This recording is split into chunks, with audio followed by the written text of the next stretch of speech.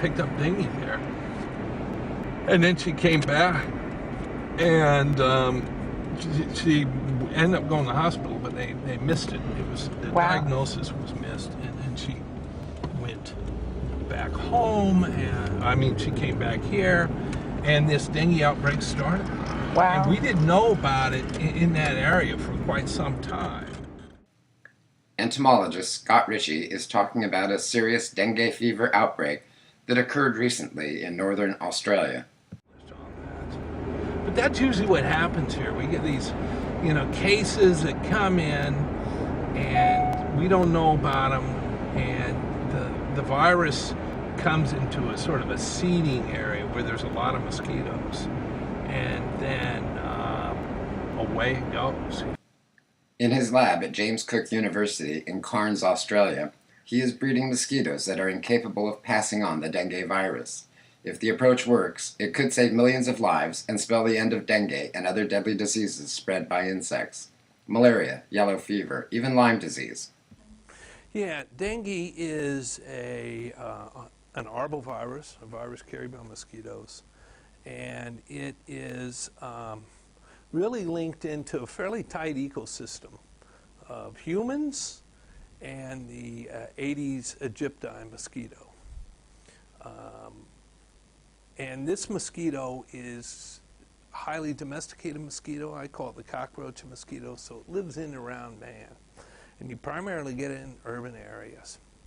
So if you get a lot of Aedes aegypti and a lot of people living in close contact with each other, then and you introduce the dengue virus, you get these explosive urban epidemics of literally thousands and thousands of cases.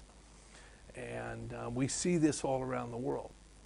Then the other thing that's come into this has been international travel. There's international air travel. There's more and more people traveling internationally, and they pick the virus up from, say, Thailand, and then the next day they're in Cairns, and they start an outbreak of dengue here. So with more people moving around and the virus, bigger outbreaks, we're seeing more and more dengue epidemics. Most people get what they call classic dengue fever, and they're crook. I mean, they're sick. It's a real bad flu-like illness, but it's not life-threatening. However, there are people who do develop this, what they call the dengue hemorrhagic fever type syndrome, and can go into shock.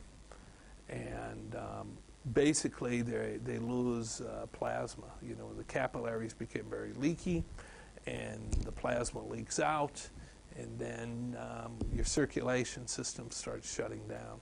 Probably the most exciting research that we're involved in is it was funded by Bill and Melinda Gates Foundation, is the use of this bacteria. It's called Wolbachia, long name for a small bug. But it gets into the mosquito. It just does not naturally occur in Aedes aegypti, but we introduced a strain of aegypti that where we got the bacteria within the mosquito eggs, and then it's passed from mother to all the offspring. So all the offspring are infected. And the mosquitoes, the Aedes aegypti mosquitoes that are infected with Wolbachia tend not to develop a large dengue infection inside the bodies, and so they tend not to transmit the virus. So it's almost like a dengue vaccine for the dengue mosquito.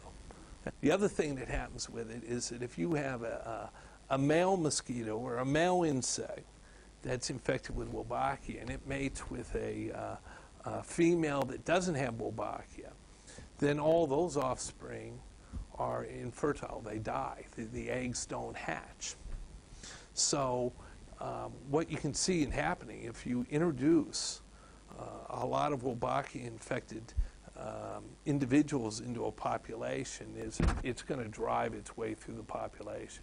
The males are going to take out a certain segment of the offspring because of all the infertile eggs that are produced, and then the females all the ones they mate with are all going to be infected. So it drives itself. It's self-perpetuating in the population, which is great.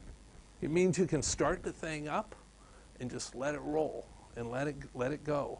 Let it spread naturally. And after a while, all your mosquitoes should be infected with it. And all of them should be, in a sense, no longer vectors.